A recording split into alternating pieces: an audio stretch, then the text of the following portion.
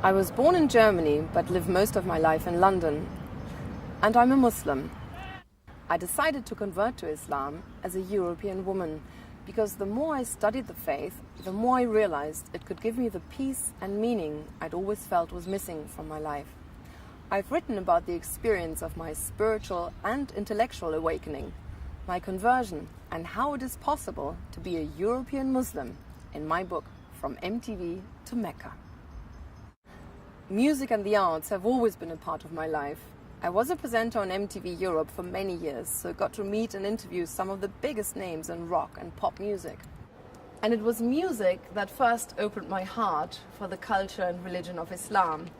I had a fabulous job at the time, interviewing rock stars for a living and presenting so many different shows for MTV and around Europe. But despite having this dream job, I'd always felt an emptiness inside. And it was at a point of crisis in my life that I met Imran Khan. Imran had a very different perspective on life, and he played me traditional Pakistani music, Qawwali as it's known in Pakistan. It means wise utterance. The songs talk about love, which turns into higher love. I was intrigued by this very different worldview that had God at its center, and I began to read books on Islam. Imran invited me to visit his country, and we traveled all over Pakistan. It was fascinating. I loved the warmth of the people, the beauty of the symbolic Islamic architecture, the nature, the jewelry and the fabrics, and I soon developed a taste for the delicious desi food. Every day I was meeting people whose lives were dominated by the love of God. They cared very little for material things or show business. It was a stark contrast to my life at the time, and I began to question everything I knew. Where do I come from? Where am I going? What's the purpose of life? After studying for 3 years, I realized if I wanted to feel the beauty I was reading about and taste the spiritual fruits, there was only one way: get down on my prayer mat and start practicing.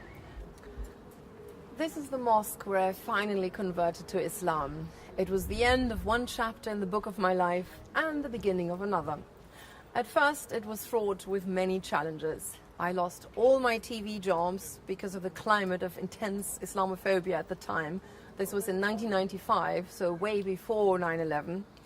But I quickly realized how little the Western media knew about Islam. They speculated whether I would start presenting my youth show from behind the burqa or supported terrorism, which of course was ridiculous. But now that I'd found it, there was nothing that could deter me from my faith. It's an inner source of serenity, tranquility, and that emptiness that I'd felt before was now filled with meaning. I went to explore different parts of the Islamic world, from Turkey to Syria and Egypt to Morocco, and I met an array of wonderful teachers and marveled at the beauty of the Islamic architecture. It was an amazing journey of discovery that culminated in the journey of a lifetime for any Muslim. The Hajj, the big pilgrimage to Mecca. Ever since, I've been trying to delve deeper into the heart of Islam and look for ways and outlets to harmonize my faith with my identity. I'm a Muslim and a European, living and working in Britain.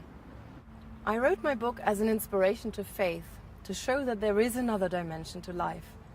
Islam, if taken seriously, can be a positive tool of transformation for the individual and the society.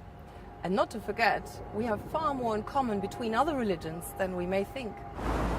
We need to build on these ethical values that we share while respecting our differences and work together for the common good, build bridges and actually walk across them.